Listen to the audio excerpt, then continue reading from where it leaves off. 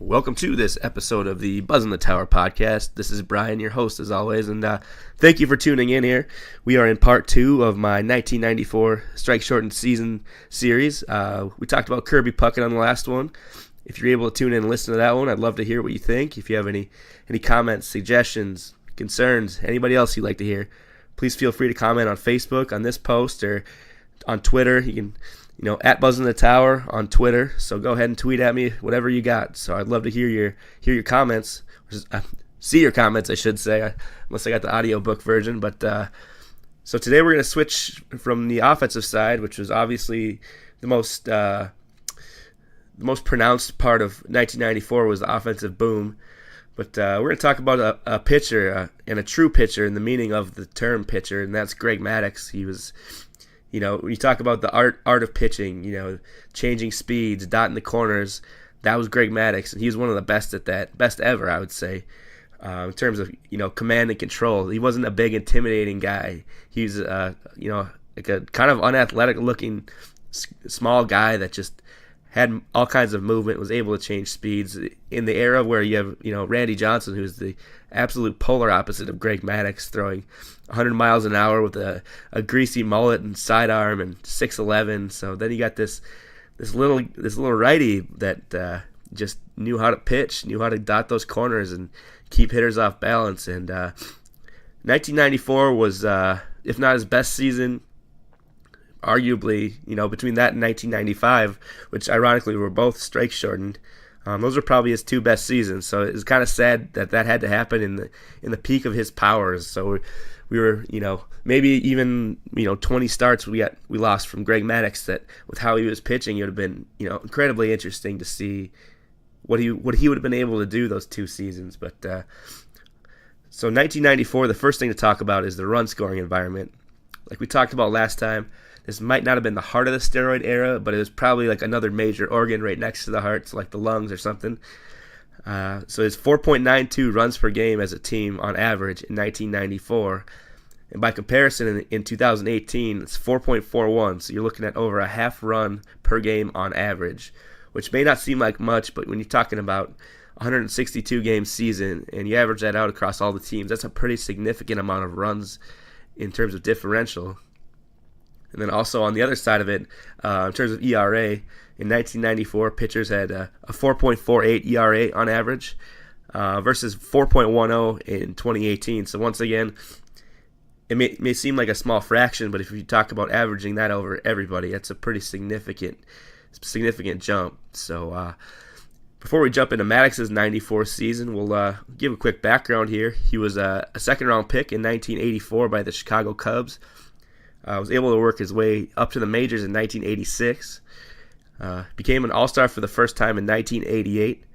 Had some good seasons with the Cubs, and after the 1992 season, he became a free agent, and he signed with Atlanta.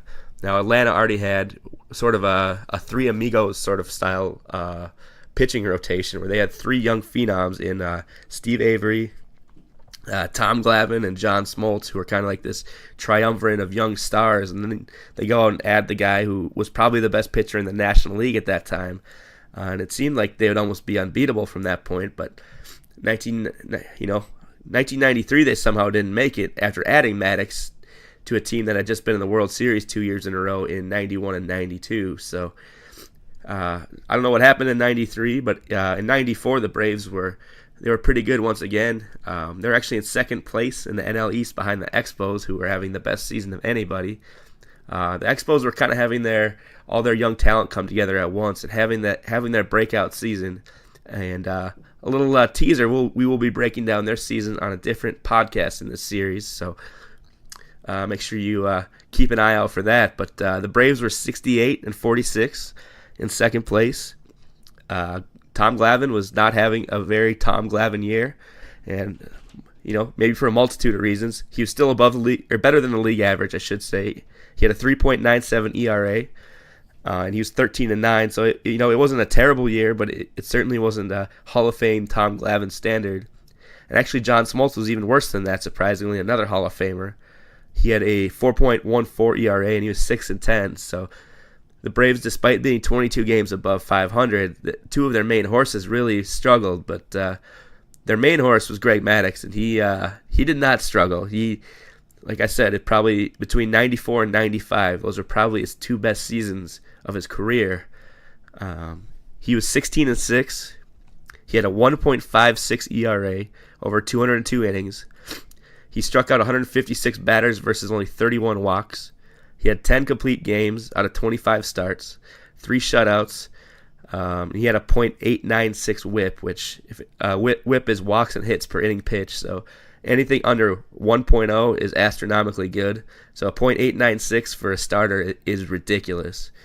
So he led the league in wins with 16, led the league in ERA at 1.56, led the league in innings pitched at 202. His 10 complete games and 3 shutouts led the league. There's a stat called ERA plus, which puts ERA on a scale of 100. So anything above 100 is considered league average. Everything above that is better than average, and that's also neutralized over the entire league. His ERA plus was 271, which I can't express to you how ridiculous that is. Let's see. That also obviously led the league. His .896 whip led the league. 6.7 hits per 9 innings, which is just minuscule, especially in that era, also led the league. And he only gave up .2 home runs per 9 innings, which is ridiculous. So basically, if you had 10 starts, 10 complete games, you're giving up 2 home runs. It's crazy. That home run per 9 inning mark was the lowest since 1981.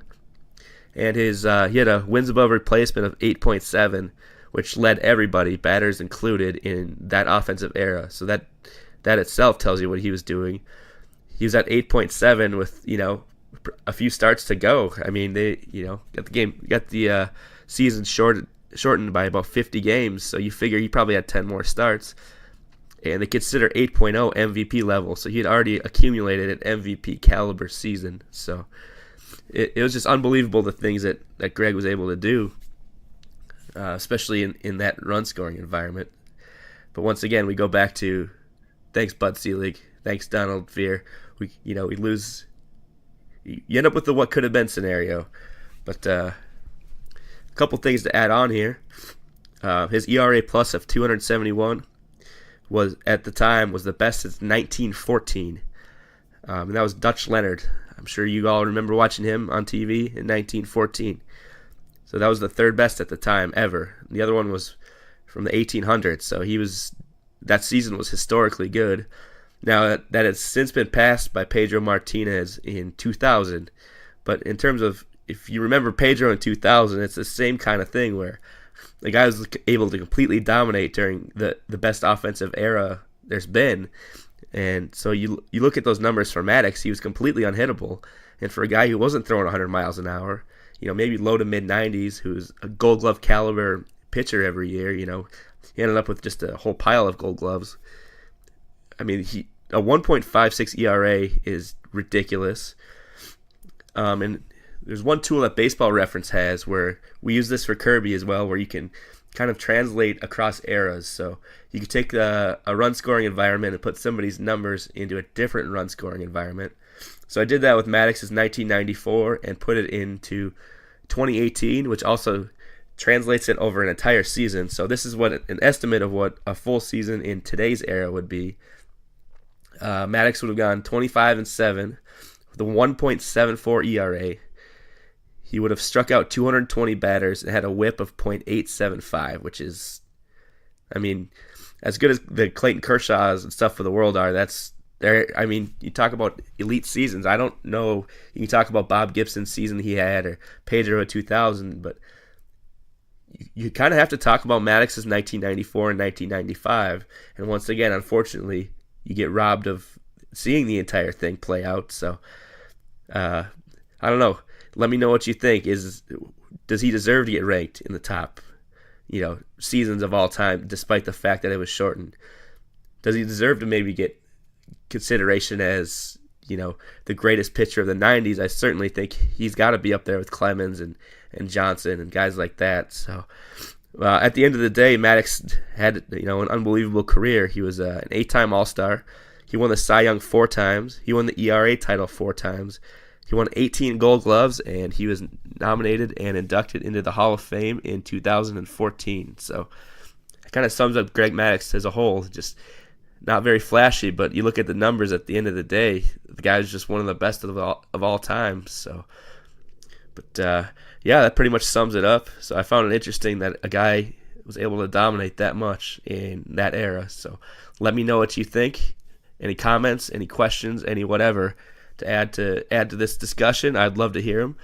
Facebook, I got Twitter. This will be up on YouTube and SoundCloud as well. So please let me know what you guys think, and if there's any players you'd like to add, any teams, any topics even, please let me know, and I'd love to just continue this discussion on. I'm enjoying what I've been able to bring to you so far. Like I said, I hope to do these weekly, but obviously it hasn't worked out perfect so far. But I'll bring you guys another one of these as soon as I can, and until then, we'll see you later.